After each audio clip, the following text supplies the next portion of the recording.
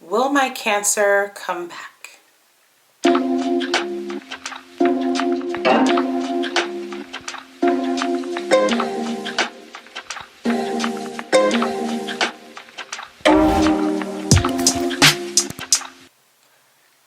Will my cancer come back? Will your cancer come back now that you're pregnant?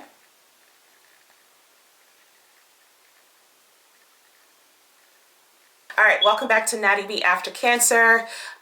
This is the next video on the series I Did Not Know I Was Pregnant. And as you guys can see by the title, will my cancer come back now that I'm pregnant? I don't know. So a little bit of education. Studies don't give anything concrete.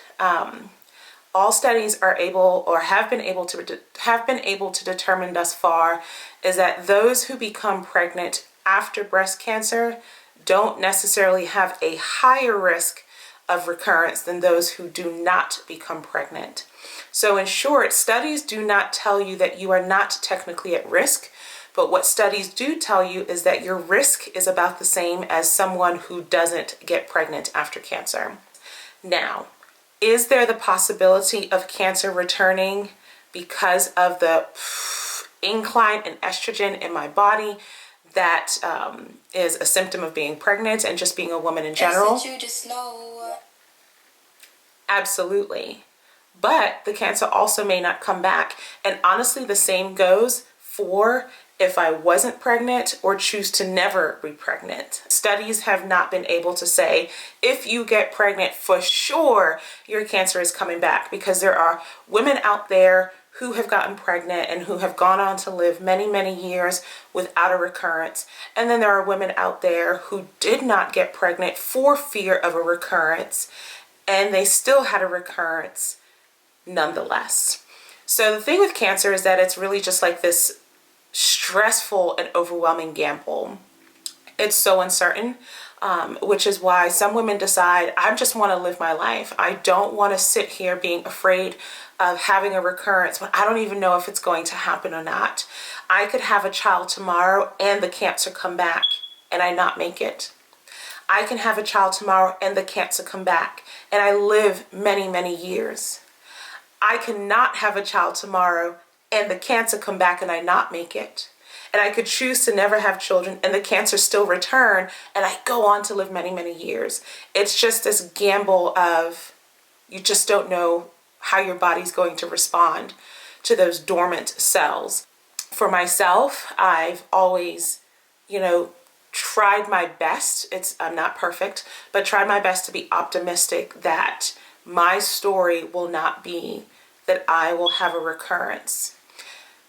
But like I always try to, say in all of my videos, I'm also a realist at the same time. If I am to have a recurrence, I want to be okay knowing that I got to enjoy this experience and I even got to have this experience. And I did not sit back and allow fear to dictate all of my decisions. At the end of the day, fear is a normal emotion. It's a powerful emotion, just like happiness is, just like joy is, and I have every right to it. Just like I have right to tap into fierceness and I have right to tap into excitement. I have the right to tap into fear, but I try not to stay there and I try not to dwell on it so that I can live, so that I can wake up the next day and get my life going, so that I can do things with my friends and families and loved ones, so that I can just thrive, right? There's really no way of knowing if my pregnancy will cause my cancer to come back or not. All studies know is that my likelihood of recurrence is no different from another cancer survivor who chooses not to get pregnant. We are both, per the studies, equally at risk.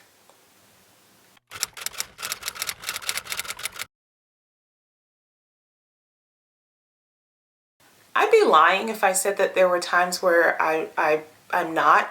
I will say that I am somewhat surprised in myself that since finding out about my pregnancy, my thoughts haven't gone to this overly negative place. I really thought that when that time came that I was going to spent a lot of energy focusing on the what ifs and a lot of energy thinking about, well, what if I bring this child into this world and I don't make it?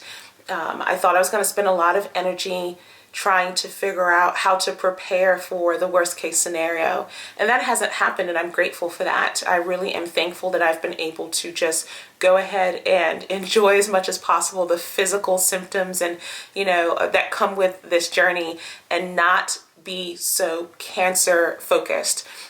So do I have fears? Yes, I'm a human being. Of course I do.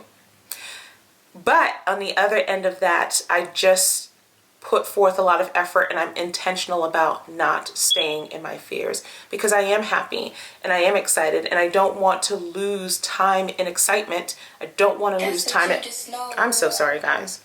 I don't want to lose time in excitement. I don't want to lose time in happiness because fear on this end is just like taking over. And I also own my fears. I'm not going to ever pretend like I'm not going to ever pretend like I don't have moments where I'm just like, damn, is this really happening? And should I be doing this?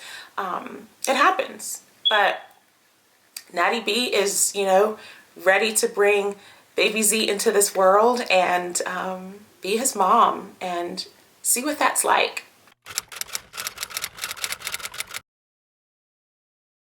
How do I accomplish that? Well, for one, it's positive self-talk.